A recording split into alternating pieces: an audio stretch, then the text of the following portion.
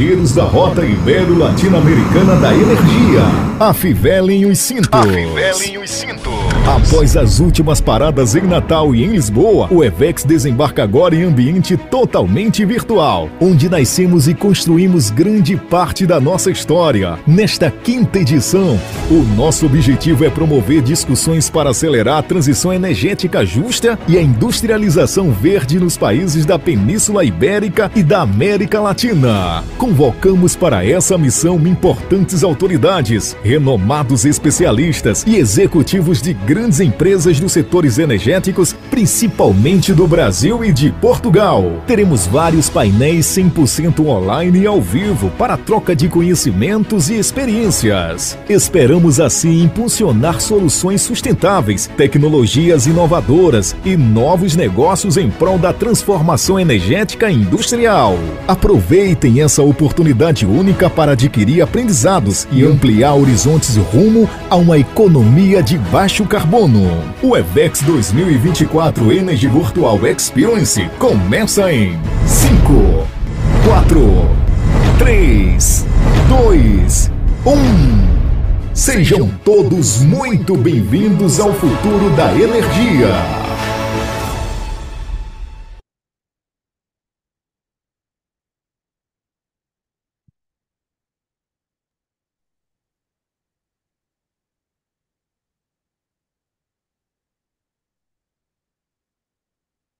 Nesta manhã e vai até quinta-feira, dia 12 de dezembro, abordando as várias rotas temáticas para alcançarmos uma transição energética justa e a industrialização verde dos países da Península Ibérica e da América Latina.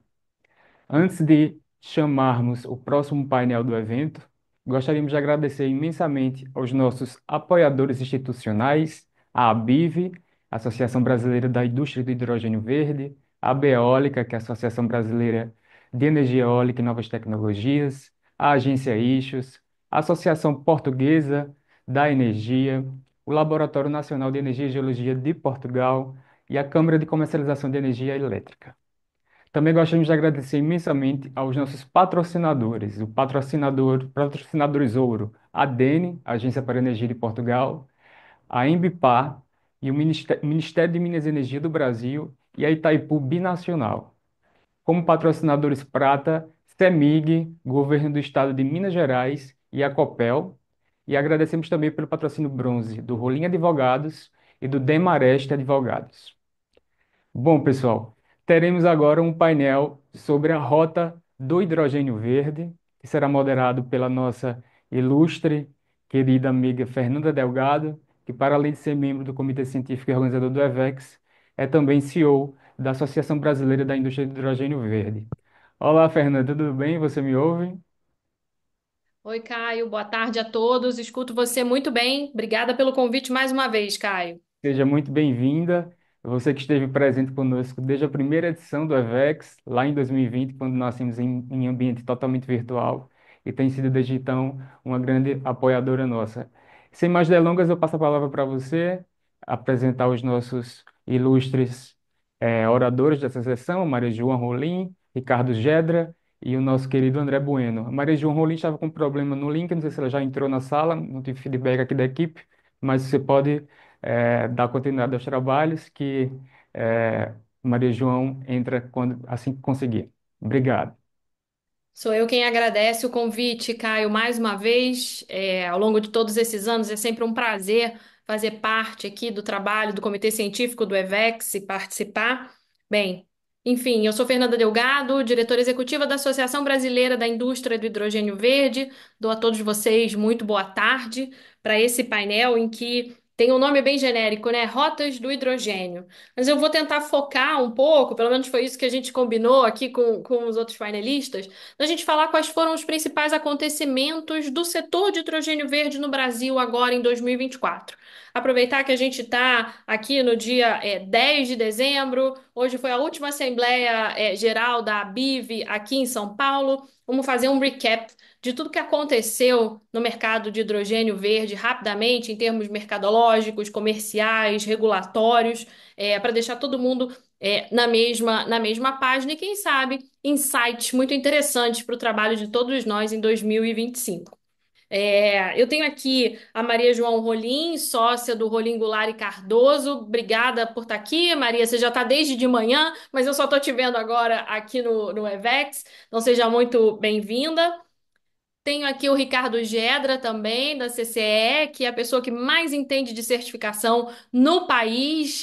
Ricardo, muito obrigada pela sua presença. E o André Bueno, da Fortescue, mas que hoje ele está com o chapéu do IBDE, não é isso, André?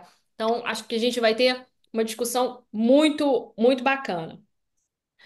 Housekeeping rapidamente, vou fazendo umas perguntas, a gente vai trocando aqui, um pode interromper o outro, pode pedir a palavra, eu para complementar a resposta do painelista anterior, acho que isso assim fica mais dinâmico e mais fluido. E eu queria começar com a Maria. Por óbvio, né, Maria? 2024 foi um ano muito importante aqui para o setor de hidrogênio verde, né? Fiz assim a abertura hoje da Assembleia Geral da ABIV. E você que trabalhou o tempo todo nessa frente, né? Principalmente esse trabalho legal, esse acompanhamento do marco legal que foi construído com as duas leis, né? Tanto a 14.948 quanto a 14.990, queria que você fizesse, in a nutshell, rapidamente trouxesse para a gente, em 5 minutos, quais foram os principais atingimentos para essa ordenança legal do mercado de hidrogênio verde no Brasil. Maria, a palavra está com você. Obrigada, Fernanda. Gente, desculpa aí as coisas técnicas aqui de conectar. Tava quase pulando na sua sala aí, Fernanda, e dizendo que eu ia fazer daí mesmo, para falar a verdade, mas vamos lá. Bom, primeiro, obrigada, Caio, mais uma vez. Esse painel, o tema sempre está o hidrogênio, mas é interessante ver como ele evoluiu, né? Porque a gente falava de hidrogênio antes como uma perspectiva de um dia ter um marco legal, que o Brasil não tinha um marco legal, etc. E agora a gente tem um marco legal. Então, você me pediu na nutshell, eu gosto de localizar o hidrogênio, que as leis que você mencionou, num contexto maior. Então, já teve um preparo e um trabalho para esse contexto do hidrogênio antes, né? Na verdade, a gente já teve uma alteração também aí em 2023 do artigo 225 da Constituição Federal, que já pedia, né, que já permitia, incluiu lá, ter um tratamento diferenciado para biocombustíveis e hidrogênio de baixo carbono. Então, isso já foi um preparo, né, legislativo para depois a gente ter um marco. A gente teve simultaneamente também em 2024 a Política Nacional de Transição Energética, que traz esse objetivo aí também de coordenar esse tanto de políticas que a gente tem hoje, precisa de muitas mesmo, para a gente fazer a transição. Então, o hidrogênio também se enquadra aí. E aí, é nesse contexto que surge, a gente teve o PNH2, aquele que a gente trabalhava desde o final do governo Bolsonaro, na verdade, que depois apenas trocou a coordenação entre o Ministério das Minas e Energia para o Ministério, para o MIDIC, mas sempre com a participação de todos e dividindo. Ou seja, a legislação nasceu de muito trabalho. Eu contribuí bastante com a parte legal, mas teve vários investidores puxando esse carro. Teve o seu trabalho aí, Fernanda, que chegou no último ano, digamos, para fazer aquele trabalho final do Congresso. Então, o marco se situa nesse contexto de muitas políticas para a transição. Fernanda, acho que a gente pode discutir um pouquinho mais na frente, aprofundado, mas é esse o cenário que essas políticas do hidrogênio se enquadram. Excelente, Maria, obrigada. Acho que Da Fernanda Cotime, gente, é a única que eu não abuso, porque eu tenho um medo mesmo. Muito brava. Ai, meu Deus, eu tenho que contornar essa minha fama de brava, viu? Maria, o contexto era exatamente esse, né? O que propiciou para que a gente culminasse agora em 2024 com essas duas leis aprovadas e agora a gente termina o ano de 2024 falando sobre a regulação, né? Tanto do PHBC quanto do Rehidro. E para isso eu vou trazer o Gedra para a conversa. Gedra, obrigada por aceitar o nosso convite. A Maria trouxe o contexto de muitas políticas públicas que se desenvolveram, né, e ainda se desenvolvem para a gente acomodar esse marco legal do hidrogênio verde. Nessa discussão, né, a lei 14.900 14.948 trouxe o Programa Nacional esse Programa Brasileiro de Certificação de Hidrogênio. Conta pra gente o que que a gente pode esperar desse programa, como ele deve funcionar e qual o papel da CCE. E mais uma vez, obrigada por aceitar nosso convite. Fernanda, muito obrigado aí pelo convite, pela oportunidade de estar conversando com você, assim como com a Maria João Rolim e o André também, prazer falar com vocês e a oportunidade que o EVEX abre aqui para a nossa participação. Bom, Fernanda, então, ao longo desse ano, muitas coisas aconteceram aí no Marco Legal. João Rolim já conseguiu fazer um compilado interessante. Sob o ponto de vista da certificação, como você perguntou, do que prevê lá o Marco Legal, basicamente, sob o ponto de vista da certificação, ele coloca duas coisas. Ele define uma governança e ele define alguns requisitos mínimos que tem que ter a certificação. Então, em relação à governança, ele define lá alguns papéis importantes de que existam. Os principais dele é que tem que ter uma autoridade competente, que é um órgão de âmbito nacional, de governo, que dá as diretrizes para esse sistema de certificação alinhado com as diretrizes do Conselho Nacional de Política Energética, o CNPE. Cria também, ou seja, vai ser uma camada ali muito estratégica, né? Aí, na sequência, vem o papel da autoridade reguladora, que é a instituição que, de fato, vai construir todo o regramento deste sistema de certificação. Aí, na sequência, nessa governança, também a lei, o marco legal, o programa brasileiro, né, como você falou, da certificação do hidrogênio, ele criou um papel chamado de empresa certificadora, onde o nome na lei está no singular, mas a rigor, muitas empresas, as empresas privadas, né, mais do que uma, não será uma só, as empresas privadas poderão se habilitar a ter esse papel de empresa certificadora. Para isso ela precisa atender os requisitos definidos pelo regulador e precisa ser acreditada por, pela, pelo quarto papel que foi criado pela lei, que é a instituição acreditadora. E também definiu um papel lá de gestora de registros, que é uma instituição que fará aí o registro de todos os certificados no Brasil. E por fim, depois aí não é bem a governança, mas sim os atores, aí são os produtores e compradores de hidrogênio. Então, são esses os papéis definidos na lei. A lei não dá nome dos atores, e aí você perguntou já o que se espera, né? O que se espera é que o Comitê Gestor do Programa Nacional de Hidrogênio está trabalhando ativamente aí nesse segundo semestre, né? Logo após a aprovação das leis, para dar o primeiro passo da regulamentação. É o primeiro passo, vai ter bastante trabalho ainda para regulamentar, mas o primeiro passo deve ser um decreto aí que está em preparação, que um dos papéis desse decreto vai ser nominar as instituições que terão esses papéis, né, os atores que exercerão esses papéis que eu descrevi aqui, que estão na lei. Então, um dos grandes pontos que trouxe a lei é isso, a governança com esses papéis, essas funções, e o que esperar agora são uma indicação do Ministério de quem vai exercer cada um. E um segundo aspecto, um segundo grande aspecto que a lei definiu, referente ao Programa Brasileiro de Certificação de Hidrogênio de baixo carbono, são algumas características técnicas mínimas, né? E uma das principais é que a certificação ela é baseada na intensidade de emissão de carbono. Né? Todas as rotas, né, a lei coloca lá que são possíveis para o hidrogênio de baixo carbono, né, destacando que a lei ela definiu lá três terminologias, né, o baixo carbono, o hidrogênio renovável e o hidrogênio verde. E aí, quando a gente fala do baixo carbono, que os principais incentivos colocados para a lei estão relacionados ao hidrogênio de baixo carbono, Maria João Rolim conhece com muito mais propriedade que eu, pode complementar depois, mas só para colocar o gancho que a certificação do hidrogênio de baixo carbono, a lei já coloca que o foco é intensidade de emissão. Né? Então, esse é um aspecto-chave, e depois o regulamento que virá aí na sequência dará mais detalhes de como isso ocorrerá. Eu creio que é esses os pontos principais aí, Fernando, em relação ao que esperar, né, da parte de certificação que foi colocada no Marco Legal Brasileiro. Obrigada, Gedra. Eu vou ficar com você ainda para explorar um ponto que você trouxe muito interessante.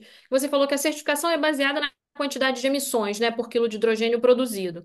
E essa alteração, como vocês viram, né, desse ponto de vista, explica para a audiência o que que significou a mudança do 4 para o 7, né? Todo mundo viu aí que no 45 do segundo tempo, ali por uma emenda, anunciado como uma emenda de redação, que a gente tinha de um limite aí, de um patamar superior de 4 quilos de CO2 por quilo de hidrogênio produzido, isso supostamente seria o threshold que a gente ia trabalhar no Brasil, ele foi ampliado, né? Esse espectro foi ampliado para 7 quilos por quilo de hidrogênio produzido, né? De CO2. Como foi a análise de vocês desse ponto, Ricardo? Fernanda, dois aspectos. Vamos falar em relação ao que significa isso, depois a consequência, né? Primeiro, o que significa? Ah, Você falar só o número não significa nada se você não falar a fronteira, o escopo, a abrangência da sua análise, né? O número por si não fala nada. Aí você pergunta, então, o que que a lei fala em relação à fronteira? A lei coloca de forma genérica, como tem que ser mesmo, né? A lei não cabe à lei colocar detalhes técnicos, né? Ela fala que tem que olhar o ciclo de vida. Ok, é isso que está lá na lei. Quando você fala ciclo de vida, só o termo ciclo de vida ele não é suficiente para você definir exatamente a fronteira, né? Você tem ciclo de vida do produto, você tem ciclo de vida dos ativos, você tem os escopos a serem considerados dentro do ciclo de vida, se é só o escopo de emissão direta, se é o escopo de emissão indireta. Então tem vários aspectos, né? O ciclo de vida mesmo do produto pode ir até o portão do consumidor, pode incluir o uso desse hidrogênio por parte do consumidor, seja como matéria-prima ou seja a queima, dependendo da aplicação. Então, só olhar esse fator, ele não significa tanta coisa. Claro, você fala, puxa, 7 o pessoal é uma referência no mundo? Não, geralmente são valores menores que se usam no mundo. Mas agora, para a gente poder fazer qualquer tipo de comparação, é necessário esperar o próximo passo para a gente comparar banana com banana, né? Senão eu posso estar comparando frutas diferentes. Então, que é da regulamentação que vai sair e vai indicar exatamente qual é essa fronteira. A hora que falar fronteira, aí sim, aí a gente consegue comparar. De repente, alguém que tem um limite menor, a Europa, por exemplo, é 3,38. Fala, então a Europa é mais rígida. Não, se a fronteira no Brasil for mais ampla, o 7 pode ser até mais rigoroso do que um valor menor. Então, esse é um primeiro aspecto em relação ao limite. A gente precisa aguardar o próximo passo para, de fato, poder comparar a mesma coisa. Agora você fala, o próximo passo e o que que isso influencia? Então, quer dizer, mesmo, digamos que use uma mesma fronteira do restante do mundo, então o Brasil está sendo mais permissivo? Não necessariamente. Por quê? Porque você fala, isso tem a ver com. Para que que serve isso? Serve para as empresas que querem aí utilizar, ter acesso aos incentivos colocados pela lei. E na segunda lei aí colocada, que fala mais aí dessa questão dos incentivos, ela coloca que os incentivos serão concedidos, falando especificamente lá sobre os 18,3 bi que foram reservados, né, por meio de um processo competitivo, e um dos fatores decisórios para selecionar as empresas nesse processo competitivo será aquele hidrogênio que for produzido com a menor intensidade de emissão. Ou seja, se eu tenho alguém de 7, alguém de um, né, ou qualquer valor menor que isso, então muito provavelmente aqueles com menor emissão, ele tem mais chance de ter acesso a esse incentivo colocado pela lei. Então, acho que esses são os dois aspectos chaves aí referente a essa questão do 4, do 7, enfim, do valor de emissão. Obrigada, Gedra. É sempre muito bom te ouvir, né? Essa explicação fica muito clara para a gente entender também que é o comprador que vai dar esse espectro que ele pode aceitar também através da certificação, né? Dependendo daquilo independente da fronteira, o meu comprador é que vai dizer se ele aceita 7, 8, 3, 15, 14, né? E esse é o que vai dar o ajuste do mercado também no final do dia. Obrigada, Ricardo. Eu vou passar para o André. André, obrigada por estar aqui com a gente. Eu queria que você trouxesse para a gente falou, o Ricardo trouxe a Lei 14.990, né, e lembrou bem dos incentivos, são 18,3 bilhões de reais aí distribuídos entre 2028 e 2032 para quem for produzir e comercializar hidrogênio de baixo carbono, hidrogênio verde no Brasil. Qual a importância, então, você que está aí à frente de um projeto, você à frente do IBDE, qual a importância desse marco legal para os projetos efetivos, André? Por favor, a palavra está com você. Obrigado, Fernanda. Boa tarde a todos. Queria agradecer o convite da Ivex, do Caio, agradecer os demais panelistas, Fernanda, Maria João, Ricardo, colegas aí de longa data já nessa luta, nessa missão pelo hidrogênio verde. Excelente pergunta, Fernanda. Estou acompanhando isso lá desde 2021, né? O marco legal demonstrou a rota que do governo atual quer seguir, que tipo de incentivo. gente começou lá atrás de uma forma muito, muito tímida, né? Com o Plano Nacional de Hidrogênio, que não tinha nada muito concreto, era uma ideia de estudos de longo prazo. Depois surgiram alguns projetos de leis que eram tímidos, né? Ah, definiam quem seria a agência reguladora. Ah, vou misturar gás natural com hidrogênio, mas nada muito robusto, à luz do que estava sendo feito em outros países, ou seja, um IRA da vida, o que a União Europeia está fazendo, ou até países não tão ricos como o Egito, que tem um plano lá de incentivos, com crédito fiscal, etc. Então, eu te vi o Brasil numa rota não muito animadora para o investidor, né?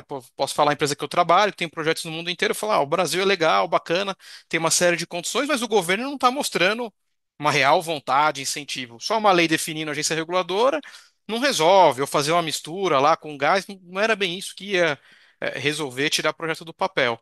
E eu acho que isso mudou, né, agora, esse ano, com a aprovação do marco regulador do hidrogênio e o PHBC, que isso é uma prioridade do governo, né? Ou seja, aprovou de uma forma célere, foi um projeto de lei muito rápido, né? Em comparação com o demais.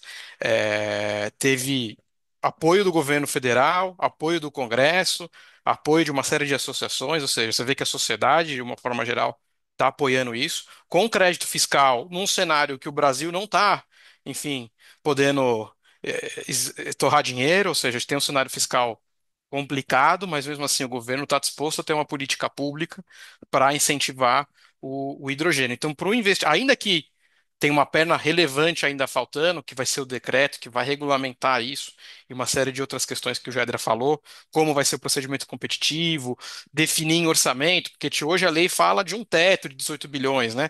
Ainda depende de aprovação e orçamento. Mas isso foi uma sinalização, acho que para o mundo inteiro, que olha, pode vir para cá, além de ter um grid muito favorável, ter abundância de energia renovável, segurança jurídica, que o governo também aposta, isso também é uma política pública do governo. Excelente, André, obrigado. Você trouxe um ponto muito importante, né? Mostra a rota que o governo quer seguir, né? Mostra o passo seguinte, né, que o governo quer dar. Então, dentro dessa agenda verde que a gente estava comentando, e o que que é essa agenda verde do governo? São as duas leis do hidrogênio, mais eólicas offshore, mais as debêntures incentivadas, mais o plano de transição energética, mais o mercado de carbono, né? A gente não pode deixar o mercado de carbono de fora, ele é essencial para o mercado de hidrogênio, a gente vai trazer ele aqui para conversa, mas teve um apoio social aí e a gente pôde perceber que pela primeira vez você teve um alinhamento aí de política ambiental com política industrial, né? Isso foi muito importante porque você trouxe a indústria para frente, trouxe a indústria transversal aí na discussão, porque é a iniciativa privada que vai fazer essa transição. E a gente não vai fazer transição com número vermelho, né? Eu não consigo fazer uma transição verde com os números vermelhos. Eu preciso que esses números estejam minimamente azuis para que a gente possa dar esse passo e para isso o apoio que você mencionou muito bem da política pública, né? Trazer essa política pública muito robusta para dentro da discussão. Maria, eu vou voltar com você para a conversa. Você falou muito pouco, eu vou deixar você falar mais agora, para a gente falar dessa discussão, né? A gente tem as duas leis aprovadas, o André falou, o Ricardo também. A gente agora começa essa discussão do marco regulatório, né? A gente tem um marco legal, agora a gente passa para o marco regulatório. Como o André falou, a gente tem que definir como vão ser os detalhes aí da distribuição desses créditos, como vão ser os detalhes, né, da regulação do ponto de vista das agências reguladoras do próprio Programa Nacional, de Certificação, enfim. Para que essas duas leis postas, né, sejam edificantes aí para uma rota descarbonizadora, que é o que o Brasil se propõe. E aí vou fazer um parênteses, né? A gente está vendo expansão de térmicas a carvão aí por mais 15 anos. A gente está vendo térmicas a gás no projeto de lei de eólicas offshore. Então, a gente ainda vê uma série de idiosincrasias na própria regulação, na própria agenda verde do governo, né? Ela vem permeada aí de algumas manchas que não são tão verdes assim, não tão descarbonizantes assim. Mas posto que a agenda está muito bem postas, o que que a gente precisa acompanhar do ponto de vista regulatório, né, para que essa agenda seja realmente edificante na direção da construção do mercado brasileiro descarbonizado, né? Para a inserção do Brasil nessa nova economia, nessa nova ordem econômica mundial verde. Maria, por favor. Obrigada, Fernanda. Obrigada também por me deixar falar um pouco mais. Tenho que agradecer com a Fernanda. De fato, eu acho que eu devia ter explicado um pouco mais no início, que aí acabei deixando a bola meio quadrada ali para o Gedra, coitado, que só vinha falar da certificação. A lei, até para dar uma nivelada, se você me permite, o papel da lei realmente foi trazer o que o André falou, essa segurança jurídica, mas não é o papel da lei, como o Gedra mesmo falou também, trazer todos os detalhes que vão ficar para a regulação, e mesmo na regulação, alguma coisa, que é o decreto, alguma coisa vai ficar para outro tipo de regulação, que é aquela regulação diária, aquela regulação mais flexível. Mas a lei, ela vem estruturada, gente, para dar assim uma geral, na parte conceitual, onde ela trouxe o que o Gedra bem mencionou, três tipos de hidrogênio, todos de baixo carbono, mas inseridos dentro, todos têm que atender aquela barreira dos sete, mas dali para frente você tem o hidrogênio renovável, que usa fontes, né, renováveis, e o verde, que especificamente vem da eletrólise da água. Então, a lei já trouxe essa definição. É tudo de baixo carbono? É, mas ali dentro ela também já permite critérios diferentes para aqueles hidrogênios. Aí ela trouxe o que a gente chama do REHIDRO, que é um pacote muito similar ao REID, hoje é um pacote fiscal mais direcionado até algum tipo de, não é subsídio, não é crédito, é um tipo de formas e postergações de impostos e de obrigações que permite baratear o custo do investimento, aquele custo inicial do investimento, custo capital, tá? Então, que ele foi colocado também todo um pacote com uma série de detalhes, quem pode aplicar ou não. E depois ela trouxe também o Sistema Brasileiro de Certificação, que o Gedra já explicou, não vou explicar de novo, mas que faz parte desse pacote legal. A política de hidrogênio, onde fala da governança, e traz quem vai fazer o que do ponto de vista ANP, autorizado, se vai ser autorizado, não, enfim, trouxe a geral ali da governança e trouxe na segunda lei, que no fundo era um complemento da primeira, o PHBC, que é realmente um pacote de créditos fiscais. Isso tudo para dizer, muita coisa, Fernanda, ficou para a regulação mesmo, definir pontos desses pilares que a lei trouxe e o que ela vai fazer agora no decreto, e algumas coisas vão ficar mesmo para o dia a dia das diretrizes, para o avanço e para um estudo até mais detalhado. Mas essa lei que traz essa segurança. Para o que a gente tem para frente, e aí é muito importante o que o Gedra falou, isso tem alguns requisitos da lei mínimos, mas eles são para quem quiser também ter o acesso ao crédito fiscal. Pode ser que você não precise do crédito fiscal, pode ser que você já tenha o seu processo, ou pode ser que você tenha outras formas, ou seja, aquilo não quer dizer que só vai produzir hidrogênio dentro daquele sentido. Vai produzir de várias cores e de vários tamanhos, mas para acessar os incentivos tem que cumprir os passos lá da lei, incluindo a certificação. Tem alguns pontos estratégicos para frente, que eu diria, alguns dentro do REHIDRO, em termos de. O REIDO traz algumas qualificações, por exemplo, de PID, de contribuição a desenvolvimento, né, pesquisa e desenvolvimento, que a gente não sabe exatamente ainda o percentual. Isso é importante para saber percentual, como vai ser tratado, que nível de maturidade. Por quê? Porque o investidor vai fazer conta. Se ele não tiver essa variável, ele não sabe.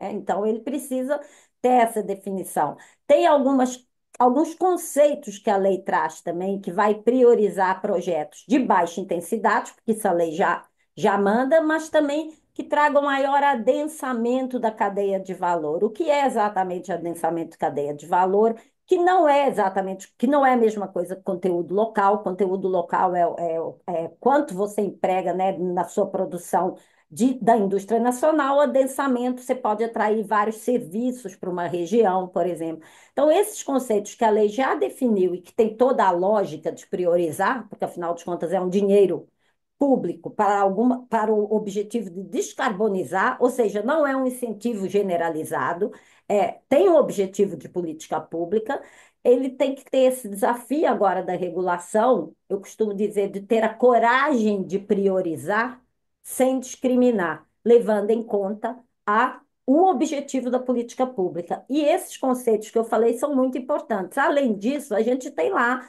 um teto de 18 bilhões. Como que ele vai ser distribuído? Porque tem por anos tem uns valores, mas como que vai ser? Sabemos que é um procedimento competitivo, que eu também gosto de dizer. Todo mundo, quando fala procedimento competitivo, só pensa em leilão. Eu falo que várias coisas são competitivas. Comparar coisas é competitivo quando você tem um teto. Você precisa é dos critérios certos para comparar, né? Mas ainda que seja um leilão, o que que vai considerar? Tem que considerar baixa intensidade, porque a lei assim mandou, tem que priorizar a política pública e o objetivo, porque a lei nem precisa mandar, ela foi feita para isso, é finalidade da lei. Se ele não fizer isso, se a política não fizer isso, de certa forma, é um desvio de finalidade da lei. Você tem que cobrir vários projetos, mas esses projetos têm que priorizar a política pública, senão você está usando indevidamente a finalidade da lei. É para isso que a lei foi feita, tá? Então, acho que é importante ter isso. Então, tem uma série de coisas que ficaram, né? Que vai ser tido como percentual mínimo de investimento em projetos de desenvolvimento, quais vão estar mais alinhados, quais os projetos e quais os requisitos para alinhar esses projetos a algumas finalidades que já estão na Constituição, né? Que é a questão do meio ambiente, do desenvolvimento regional. Então, tudo isso que ficou um pouco para definir, e não acho que virá tudo nesse decreto também não, mas no decreto virá, eu acho que virá assim, um pouco mais de detalhe. Algumas coisas, por exemplo, se for um leilão, vão vir no edital do leilão, ficará para o edital, mas não pode, tem que vir no decreto tudo que o investidor precisa para fazer a decisão dele de investimento, sob pena da gente perder os investidores para outros países. Eu acho que é isso. Obrigada, Maria. Você trouxe pontos muito importantes, né? Quando você falou do Reidro e o percentual de pesquisa e desenvolvimento e inovação, né? Que a lei trouxe esse conceito que já vem do setor de óleo e gás e vem do setor elétrico, né? E ele se emula aqui no setor de hidrogênio, mas a gente tem que lembrar que é uma indústria jovem, né? Uma indústria que ainda nem nasceu. A gente está construindo o arcabouço legal e regulatório para o nascedouro aí dessa indústria, e uma indústria que nasce com margem negativa. Por isso que a gente pede esses incentivos iniciais. Então, porque a gente compara com o preço do hidrogênio cinza hoje no mercado, né? Então, esses incentivos dos 18 bilhões que o André trouxe, você complementou, ele vem para apertar esse gap de preço entre o maior concorrente, que é o hidrogênio cinza, que a gente já faz aqui no Brasil, aí 500 mil toneladas por ano. E espaços como esse de discussão são muito importantes para que a gente traga conhecimento público desses detalhes, né? Porque em todos os lugares nós somos sempre abordados, né? Tenho certeza que nós quatro aqui somos sobre se estamos exportando subsídios, se vamos exportar commodities, como vai adensar essa cadeia produtiva, o que que o mercado de hidrogênio verde tem para agregar ao Brasil, né? Que os projetos não param de pé, enfim. A gente está sempre sobre um escrutínio público de como a gente vai conduzir esses negócios. E você trouxe um ponto importante, que é o desvio de finalidade da lei. Né? Quando você tem um recurso público alocado numa época de penúria fiscal, como o Gedra e o André trouxeram, a gente tem que ter certeza que esse recurso público vai ser usado para a finalidade da lei que ele se destina, né? Então é para a gente trazer para baixo o conteúdo de carbono de processos produtivos aí, visando o CBAM, visando a agricultura verde nacional, visando o mercado de fertilizantes, enfim. A gente está visando várias coisas, mas primeiro a gente precisa fazer essa ordenança da casa, né? E é nesse estágio que a gente está. Maria, obrigada. Eu vou voltar com o Gedra para a conversa, mas você e o André fiquem à vontade para um interferir na resposta do outro.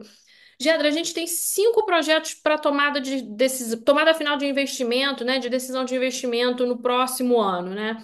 Um em Suape, 3 no PECEM e um em Minas Gerais. Amônia, metanol, hidrogênio verde, mercado interno, mercado externo, cada um com o seu desenho, com o seu fluxo de caixa ali, com os seus economics, né?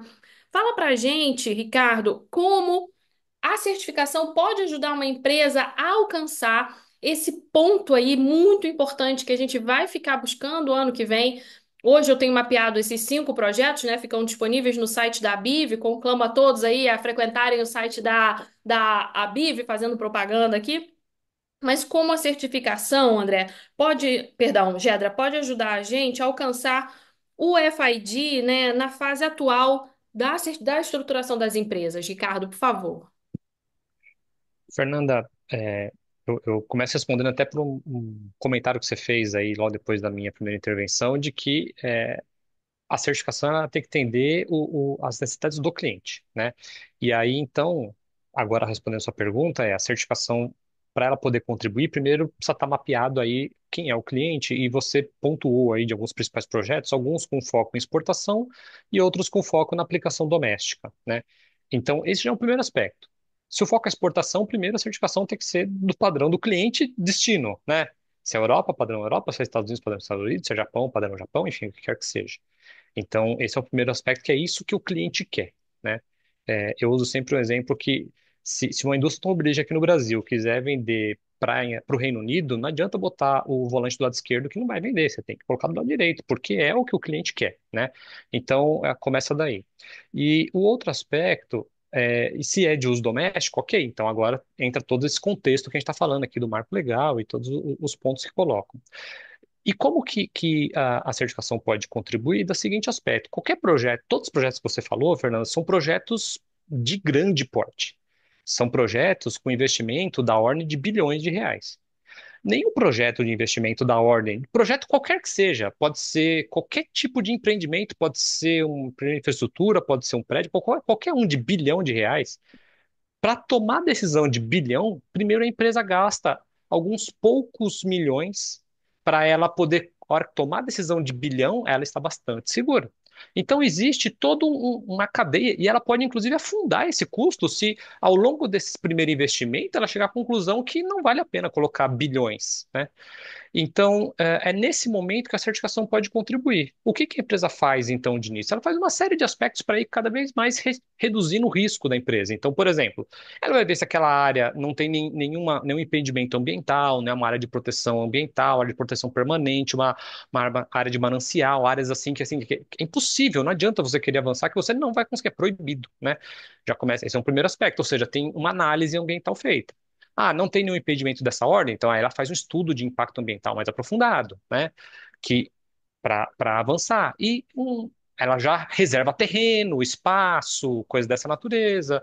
E ela também faz um projeto de engenharia, também para ela poder ter mais ah, precisão do projeto, do espaço e do montante financeiro que ela precisa, né? É bilhão, mas é 3, 4, 5, 6 bilhões? Quanto exatamente, né? Bom, e aí nesse ponto ela vai para tomar decisão. E como que a certificação contribui nesse aspecto? A hora que ela tem um projeto de engenharia, ela pode fazer uma pré-certificação, que aí é uma análise igualzinha às regras do cliente, seja ele qual for, né? Como eu comecei minha resposta, é, mas não feita com base no projeto construído, né? Na obra física construída, mas sim com base no projeto de engenharia. E aí, a partir dessa análise, a pré-certificação vai dizer se ele atende integralmente, né, o conceito do projeto atende integralmente o regramento do cliente, as necessidades do cliente ou não. E aí, então, é feito um documento, né, que é essa pré-certificação, dizendo se atende, se não atende, o porquê não atende, para que o projeto possa ser revisado, ajustado, e aí sim, com o projeto de acordo, aí isso é um dos elementos que reduz o risco do investidor na hora de tomar a decisão de dar um investimento, porque ele sabe que aquele produto vai atender os requisitos do cliente, se, obviamente, o projeto for construído com base no que foi desenhado ali na engenharia. Então, é dessa forma, Fernanda, que muitos projetos pelo mundo estão avançando para que seja possível contribuir com essa redução de risco e, assim, tomar a decisão final de investimento. Excelente, Ricardo. Então, o que você coloca para a gente é que a certificação é uma das formas de fazer um de-risk aí do projeto, né? Enquanto eu estou gastando só milhões antes de gastar bilhões, eu vou caminhando nesse passo, né? Eu vou construindo essa inteligência e a certificação pode ajudar nisso, né? Para que o projeto seja sólido efetivamente para a tomada final de decisão. E falando em tomada final de decisão, eu trago o André de volta para a conversa. André, o Gedra trouxe o ponto de vista da certificação, né? Ah, então tá. A certificação, uma pré-certificação, a partir do momento que você começou a engenharia ou aonde no estágio de maturação que você tiver, você consegue diminuir, fazer um de-risk aí do seu investimento, né? Do seu projeto. Quais são os desafios, né? Quais são os desafios para essa tomada de decisão final de investimento? Vide que a gente está aqui no Brasil discutindo há 4, 5 anos o mercado de hidrogênio, né, por uma provocação lá da Alemanha, começou essa discussão. Hoje a gente já fala de um mercado robusto, a gente já fala de mercado interno, a gente já fala de um mercado exportador, né? Hoje de manhã na Assembleia dos Associados, o que a gente colocou foi o seguinte: tanto faz mercado interno, mercado externo, né? Quem vai produzir quer vender. Eu quero botar para fora. Vender no mercado nacional é muito melhor, por óbvio, né? É mais fácil, mais prático. Mas eu preciso dar vazão a essa minha produção. Quais são os principais desafios que você enxerga e que esses projetos, né, que vão ser anunciados no próximo ano FID, quais são os principais desafios para essa tomada final de decisão, André, por favor? Obrigado, Fernanda. Adorei seu comentário, que isso é a gente sempre ouve, especialmente do governo. Poxa, por que que não vende no mercado externo? Eu falo, olha, a gente como produtora te vende para quem quiser comprar, né? A gente não tem nenhuma preferência, até melhor para o mercado interno, facilita muito a logística, né? O ponto é um produto caro, custa quase que o dobro, né? E no curtíssimo prazo, a gente vê, para um volume grande, a gente vê poucas empresas dispostas a pagar esse prêmio hoje aqui no Brasil. Esse é o cenário hoje real, né? Na Europa, Ásia, Estados Unidos, enfim, você tem um movimento um pouco mais avançado e empresas que estão dispostas a pagar esse prêmio de quase o dobro. Pela amônia verde ou pelo hidrogênio verde.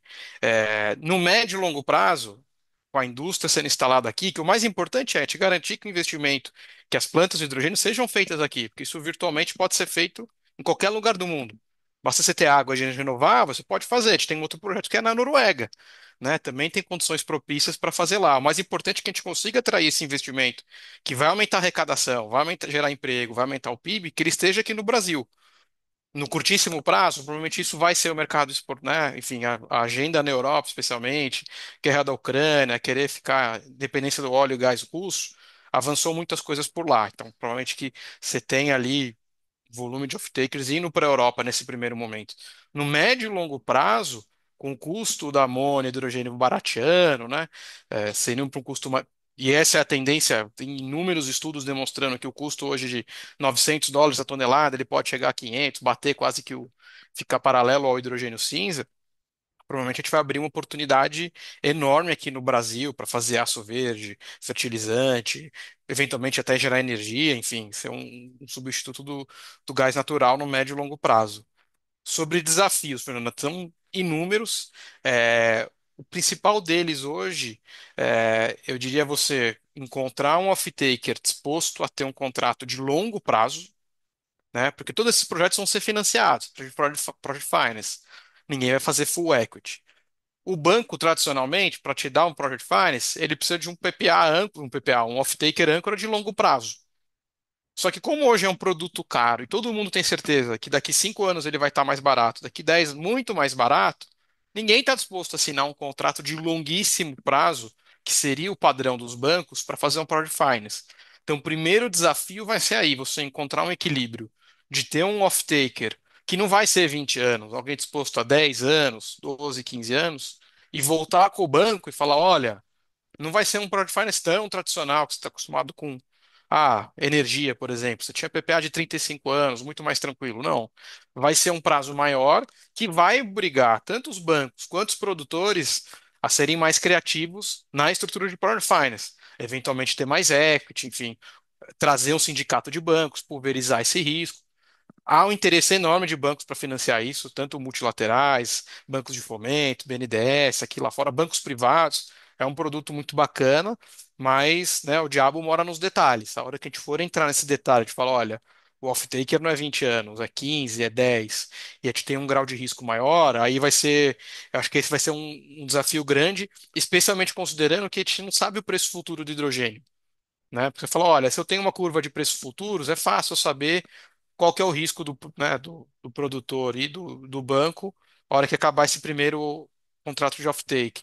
Então, esse eu acho que é um primeiro desafio. O segundo, não é só no Brasil, vai ser no mundo inteiro, transmissão. Transmissão vai ser um gargalo, né? É uma indústria altamente eletrointensiva, muito mais do que data center. Aqui no Brasil, a gente tem, graças a Deus, o Sistema Interligado Nacional, que é uma coisa ímpar comparado com outros países, inclusive países altamente desenvolvidos, mas mesmo assim é um gargalo, é uma carga que não estava prevista em nenhum PDE de 5, 10 anos atrás, que vai obrigar não só o Brasil, mas outros governos a repensarem na transmissão de energia elétrica para atender essa nova indústria que está nascendo. Em linhas gerais, acho que esses são. Poderia passar a tarde aqui, viu, Fernanda, falando de desafios, mas acho que esses dois merecem bastante atenção. Você Ô, tem toda a Fernanda, razão, André. A gente tem uma série de desafios aí. Passo para você, Gedra. deixa eu complementar um ponto aí o André colocou também, mas o João também vai complementar, que eu achei bastante interessante. O André colocou, olha, ninguém quer fazer um contrato de longo prazo porque há a perspectiva de redução, né? Eu também ouvi num fórum internacional da Associação de Aviação Civil Internacional, também o pessoal calejado aí, né, e ainda com algumas cicatrizes da pandemia, falando que nós também não vamos, setor de aviação civil, aviação internacional, né? A gente também não vai fazer um contrato de take or pay de longo prazo, porque, né, infelizmente o mundo não está isento de ocorrer uma nova situação como a gente teve com a Covid, onde o setor de aviação foi muito impactado, como, aliás, o mundo inteiro foi todo, né? Isso foi um setor bastante. E como eu falei, ainda com cicatrizes, eles falaram: nós não vamos fazer um take or pay, porque se os aviões não puderem voar, vou fazer o quê? Vou ter que comprar combustível. Então, porque eu tenho um contrato, então também foi uma situação ali que eu vi que a gente tem esses desafios. Então, realmente, como o André colocou, não é uma situação fácil, e aí a gente tem que buscar aí alternativas, como o André já explorou algumas, para que a gente consiga, de fato, colocar de pé, né? Então, eu queria fazer esse complemento aí de algo que eu vi no setor específico e que só corrobora a complexidade do cenário aí que o André trouxe, né? Certamente, Gedra. Maria, você queria falar? Obrigada, Fernanda, Gedra, é uma discussão super rica, André, ver, né, o projeto em si. Eu queria, na verdade, falar um pouquinho do que você está falando também dessa questão do risco, do papel um pouco do governo. A gente vai ter que ser meio que bem criativo mesmo, mas é nesses momentos, e não é a primeira vez, gente, que a gente tem essa incerteza, que a gente vai trabalhar com longos prazos e com incerteza. O eólica era assim, né? Solar até certo ponto, ou seja, toda nova tecnologia, entre aspas, que isso não é exatamente uma nova tecnologia, mas que a gente tem essa previsão que vai cair e indica que vai cair, mas não tem como a gente saber quanto, exigem essa dificuldade do financiamento. Mas eu acho que é exatamente para isso que o governo, sem às vezes pôr a mão no bolso, pode fazer a diferença, sendo um garantidor, sendo aquele, assumindo parte desses riscos, ou parte cambial do risco, aquelas coisas que de fato não é exatamente o produtor que controla, nem o comprador, mas que é o governo que, no fundo, com política pública, consegue equilibrar. Então, acho que o Brasil já fez até um dos fundos que o Brasil lançou recentemente, era uma questão para dolarização, para absorvendo o câmbio, uma forma de financiar. Então, acho que tem outros instrumentos que a gente podia explorar para adicionar aí ao Project Finance tradicional. A Europa também trabalha, e aqui eu acho que poderia até ter alguém para explicar melhor, talvez em algum painel com a questão de contratos por diferença, que também é um mecanismo para equilibrar isso ao longo do tempo, e os nossos próprios subsídios de crédito fiscal também são interessantes nesse sentido que a gente está dando, porque ele tem essa previsão de que ele pode ir reduzindo à medida que a tecnologia ir reduzindo também. Isso, de certa forma, a gente tem que pensar numa forma de transferir ou compartilhar esse risco com quem está emprestando também, que no fundo deixa de ser um risco se todo mundo assumir que tem essa queda um pouco, né? Acho que é uma flexibilização interessante. E o que eu tenho do Gedra é mais uma pergunta, se a Fernanda permitir. Você falou muito de certificação, é, dos parâmetros de pré-certificação. E vocês veem alguma possibilidade de haver uma harmonização entre países de quem certifica? Ou seja, uma vez certificada aqui, ser aceito por outro sem ter que passar por todo o escrutínio, entendeu? Tipo uma aceitação do padrão Brasil, vamos dizer assim. Existe essa discussão? Gedra, Moderadora, me permite? totalmente. A palavra está com o senhor. Muito obrigado. Tem que pedir autorização para Maria João Rolim. Já falou que nossa moderadora é Eu rigorosa. gosto, assim que eu gosto. Bagunça danada. Com ela é tudo assim, você deixa, você permite, não sei. Organizado, comigo é organizado. É. Muito bem. Bom, Maria João, harmonização é um grande desejo. Agora também é uma complexidade enorme. Eu realmente sou bastante cético que a gente consiga atingir. Primeiro, porque são interesses geopolíticos e financeiros absurdamente altos, né? Imagina só o exemplo da França, né? Imagina se o mundo fala, não, não aceitaremos nuclear. O que que a França vai fazer com todos os hinos nucleares? 70% da eletricidade do país roda com base nuclear.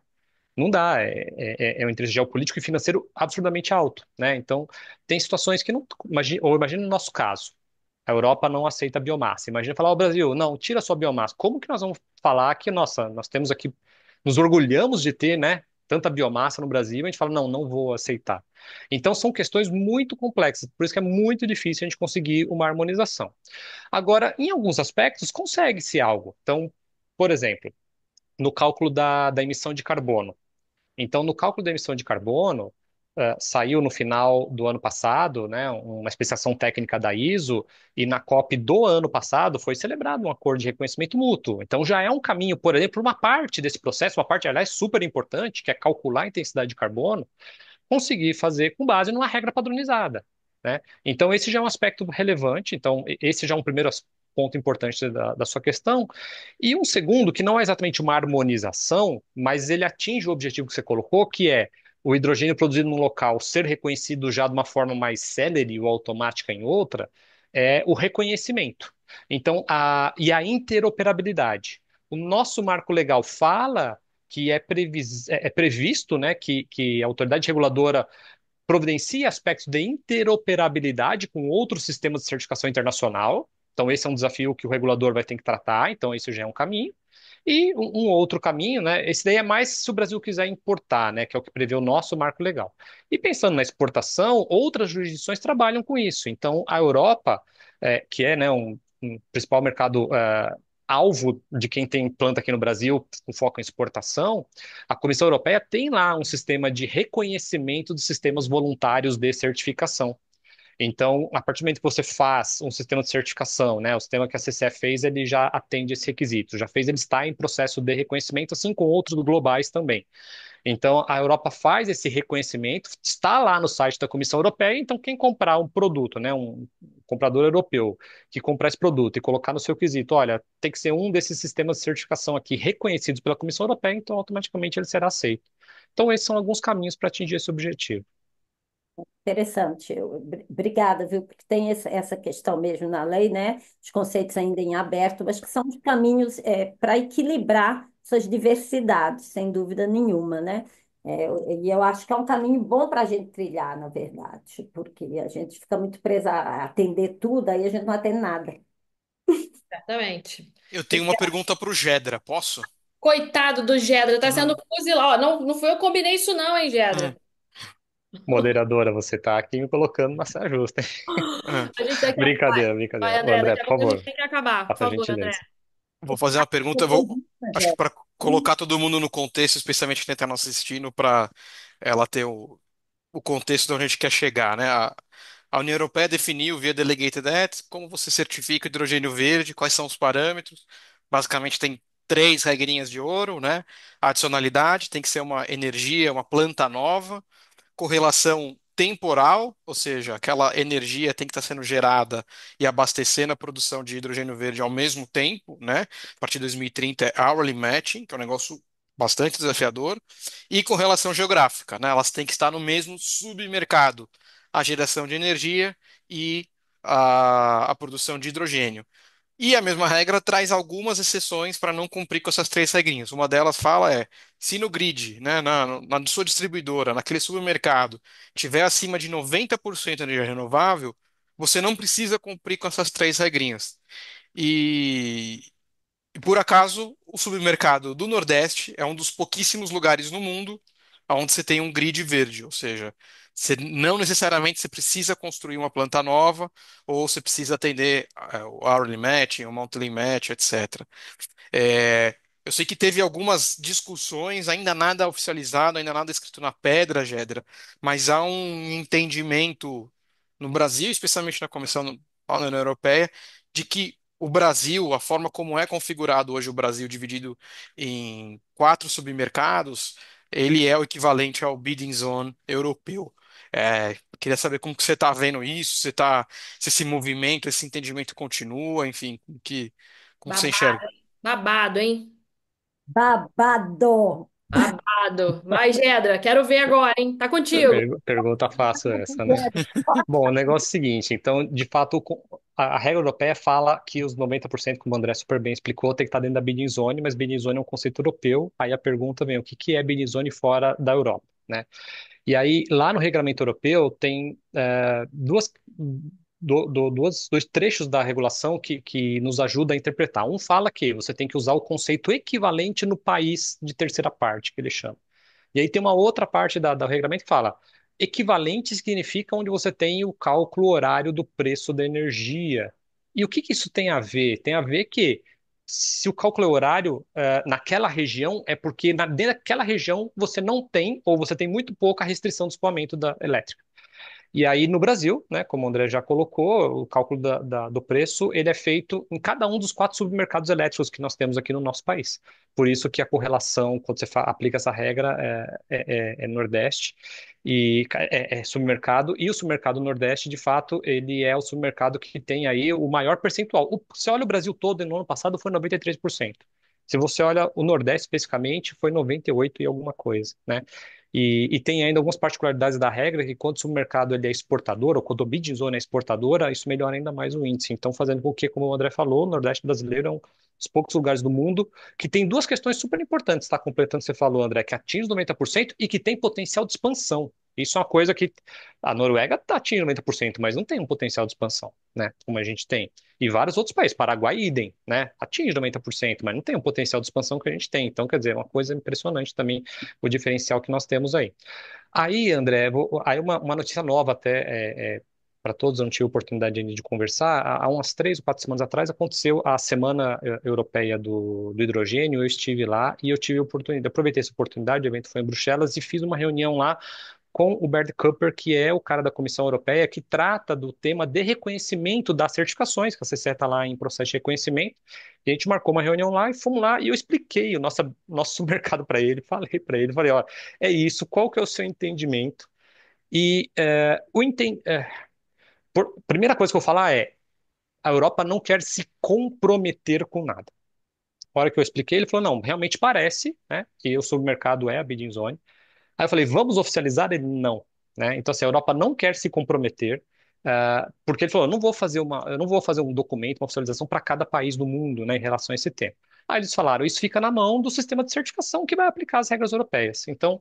Então esse é o cenário, André. E um ponto também que eu ouvi lá e que eu queria compartilhar com vocês é que nós tivemos recentemente uma reeleição lá na Câmara Europeia, né?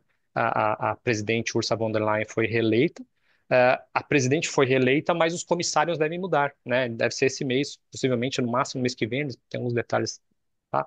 E aí então há uma expectativa que tem inclusive até algumas mudanças de regra, por mais que ninguém afirmou nada lá, né? Então tem esse aspecto também que é uma certa incerteza que está aí para a gente olhar. E em relação à Binizone é isso, André. A princípio sim, né? A melhor interpretação que temos hoje é essa, mas quando a gente fala de formalizar, oficializar, a gente não consegue. Obrigado, Gedra. Obrigada, Gedra. Então, para a gente fechar aqui, a gente foi falar de desafios, né? E por certo, né? A indústria nascente, uma indústria nova, a gente vai ter sempre uma série de desafios. Se a indústria de óleo e gás, que está aí há 160 anos, ainda enfrenta uma série de desafios hoje, né? Falta sonda, falta mão de obra, tem uma série de gargalos. Quem dirá nós que estamos nascendo aqui, né? Nesse mercado do hidrogênio verde.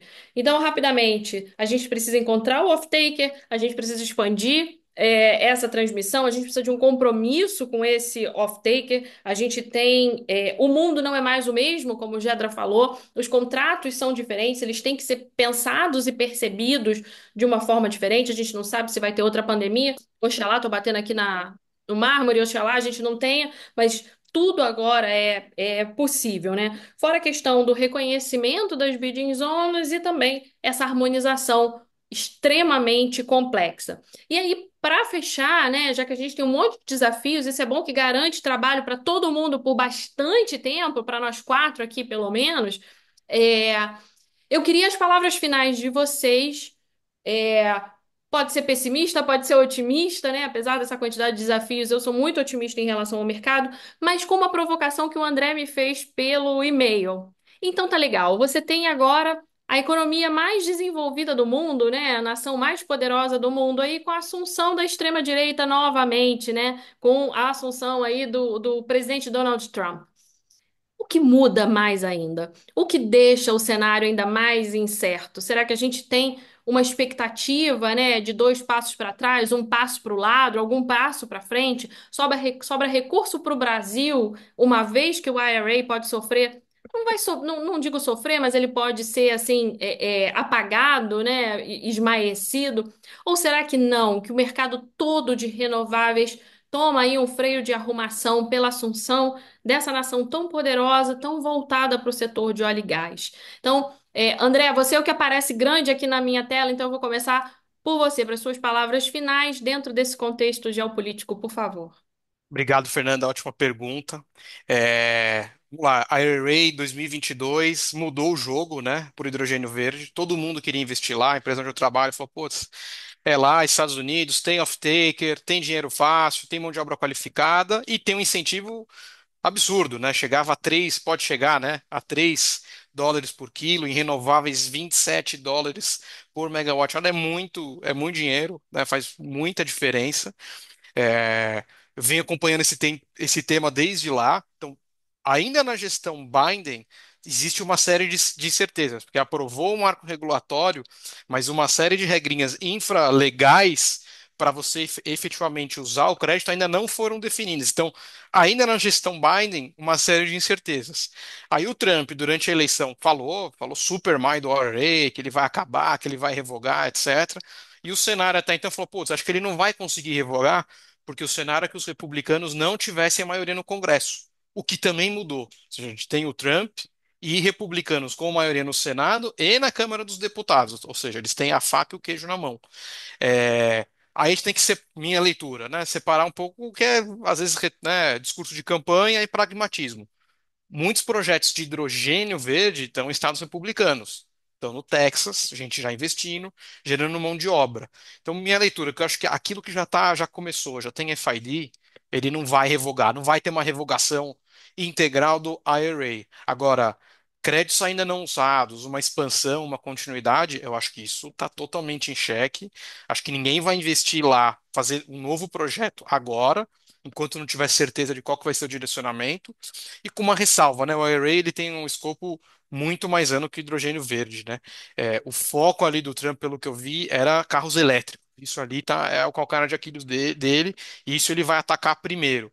O hidrogênio verde, renovável, offshore, acho que vem depois, mas assim, Estados Unidos já não é um lugar seguro para o IRA, está sob júdice, vamos dizer assim, e lá tem uma série de dificuldades, tá, gente? Assim, conexão com o grid é um quarto da montanha, é complicado, caro, permits, pra você conseguir fazer uma planta de hidrogênio, solar, eólico, é bonitinho, mas ninguém quer isso do lado de casa, é um Deus nos acuda. Então, eu acho que os Estados Unidos, que estava lá em 2022 como o melhor lugar do mundo para investir, hoje ele não está, ele já, e é ótimo para gente. O Brasil aqui pode, né, fazendo as coisas certas, a gente ganha a oportunidade de receber mais investimento para cá. Obrigada, André. Meu diploma de internacionalista está gritando aqui com a sua frase: os Estados Unidos já não é um lugar seguro. Excelente, André. Vai constar no meu próximo artigo. Obrigada por estar com a gente aqui no EVEX. Jeta, Obrigado. suas palavras finais aí dentro desse contexto geopolítico, por favor. Oi, Fernanda, eu estou aprendendo aqui de negócios internacionais, né?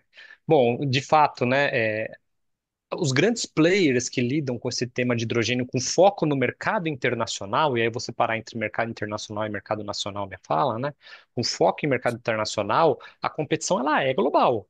Então, você tem grandes players globais, que ele está estudando plantas em diversos lugares do mundo. para ele colocar no Brasil ou em outro país, a decisão melhor econômica. Aí, como o André já bem explorou, né? Os Estados Unidos agora, nesse momento, ele passa uma certa instabilidade nesse momento, que mesmo a questão do IRA, que tem essa questão aí mais política em relação à possibilidade de derrubar ou não, mas o fato é, outras medidas não devem vir tão cedo, né? Tendo em vista aí essa nova política. Então, daí abre ali uma pontinha de um diferencial onde o Brasil pode se posicionar. Agora, o foco doméstico ele é super relevante, né? Porque o internacional, sim, vai ter essa competição onde o Brasil possa ter alguma vantagem, mas todo mundo está olhando o seu mercado doméstico. O Brasil tem uma oportunidade doméstica enorme. E aí, com um marco legal, ele pode alavancar muito. E aí, já falando aí o que esperar, né? A gente deve ter um próximo ano de muito trabalho para poder fazer o marco regulatório, que é super importante. A gente tem, inclusive, o próprio REIDO, ele começa a valer a partir de 1º de janeiro de 25, que também conhecido como amanhã, né? Então já está aí. Então vai ter certamente muita coisa para acontecer aí para ajudar o desenvolvimento do mercado. A gente espera, né, Fernando? Como você falou aí, que os FIDs venham, né, no próximo ano, com todo esse apoio e esse de-risk que vem ocorrendo. Essa é a minha expectativa do próximo ano e deixo um agradecimento pela oportunidade de participar com vocês aqui. Somos nós que agradecemos a sua participação, Gedra. Certamente foi muito enriquecedora e espero contar com você nos próximos EVEX. Maria, você como dona da casa, suas palavras finais, por favor, dentro desse contexto geopolítico. Você me entrega assim na frente do Caio, o dono da casa é o Caio. Eu só banco a dona. Quem é o dono é ele. Deixa eu te falar. Olha, eu vou primeiro agradecer muito, né? E gostei muito do como o André colocou nessa questão dos Estados Unidos. Tudo é uma questão de olhar e de perspectiva, né, gente? Risco é isso. Os Estados Unidos é melhor, depende de onde você está, depende de onde você não está. E o Gedra também trouxe a certificação, que eu achei bem legal, essa questão de pré-certificação, de você ter etapas, né? Não querer resolver tudo de uma vez. Nesse desafio que você me fez, eu coloco de uma maneira mais genérica. Você até usou uma expressão, Fernanda, um passo para frente, dois para trás, um para o lado. Os passos podem ser para frente, para trás, para o lado, mais depressa, mais devagar, mas eu só vejo um caminho. A gente não vai voltar. A gente só pode avançar, porque o clima não vai esperar a gente ficar decidindo essas coisas. Só está piorando, cada vez tem mais uma catástrofe. Eu faço um mal comparando aqui com o setor elétrico. Eu lembro que há uns 10 anos atrás, e logo que eu falei, apareceu o Wagner aqui na minha tela, o Wagner da Brad, Eva Brade, desculpa, mas o setor elétrico, há uns 10 anos atrás, sei lá, uns 5 pelo menos, eu vinha dizendo, gente, vai afetar, o clima está mudando, vai ter problema, vai não sei o quê. Eu parecia aquele the sky is falling, aquele desenho animado. Hoje está na pauta de todo o setor elétrico como lidar com mudança climática. Não tem mais como você fazer uma planilha de risco para nenhum investimento sem considerar um aspecto principal, que é o clima, e as decorrências dele. Uma deles é mudança de regulação por causa do clima, mudança de parâmetros por causa do clima. Então, quer dizer, hoje o principal risco de qualquer investimento é como é que o clima vai afetar, seja o próprio investimento fisicamente, né, a infraestrutura, seja a regulação que afeta o empreendimento, que é a regulação ambiental, a regulação de clima, a obrigação de descarbonizar, de reporte, de certificação. Então, hoje é o principal ponto. Então, acho que pode ir um pouco mais devagar, pode ir um pouco mais depressa, talvez algumas coisas andem mais para um lado, outras para o outro. Sou da opinião do André que pragmatismo é tudo, que o povo na campanha grita, grita, mas na hora de entregar vai ver o que, é que dá dinheiro, o que, é que não dá. Mas o clima vai continuar impondo algumas urgências. E se a gente não fizer, a população vai começar a pressionar mais, porque já está pressionando bastante. Então, acho que é um momento que não tem muito, apesar do risco e das incertezas, é só mais uma incerteza. É assim que eu vejo. A gente já lida com muitas, é mais uma. Obrigada, obrigada, Maria. Certamente, né? E vou deixar minha última mensagem também agradecendo aí ao Gedro, ao André e a você, Maria, ao Caio pelo convite. É sempre um prazer acompanhar e participar e fazer parte do comitê do EVEX. Eu acho que se a gente puder deixar aí uma mensagem, né? Se ficar uma coisa para nenhum dos nossos espectadores esquecerem, é que a gente não pode ter medo, né, Maria? Você trouxe isso na sua fala inicial. A gente precisa ter coragem de pivotar de um modelo industrial baseado em combustíveis fósseis para esse novo modelo industrial que a gente está propondo. Ele precisa ser de-risked aí, né? Precisa diminuir o risco, a gente precisa trabalhar junto com o governo, a gente precisa trabalhar academia, sociedade, governo, todo mundo junto. Tem uma série de desafios a serem superados, mas a rota é uma rota descarbonizadora. O vetor tem um único direcionamento e realmente, né, o ponto de não retorno já foi atingido.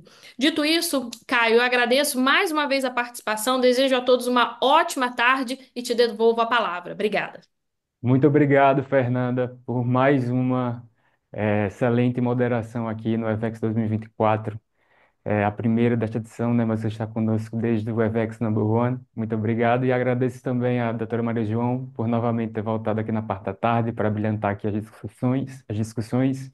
Agradecer também ao Gedra, mandando um abraço para toda a equipe da SCCE, que sempre está nos apoiando, Alexandre Ramos, o Rossi vai estar conosco no último dia do evento com a Masterclass sobre segurança do mercado e também teremos a Adriana no painel de rota do Mercado Livre de Energia amanhã. E agradeço também ao André Bueno, primeira vez aqui no evento, espero que volte mais vezes. Muito obrigado, pessoal.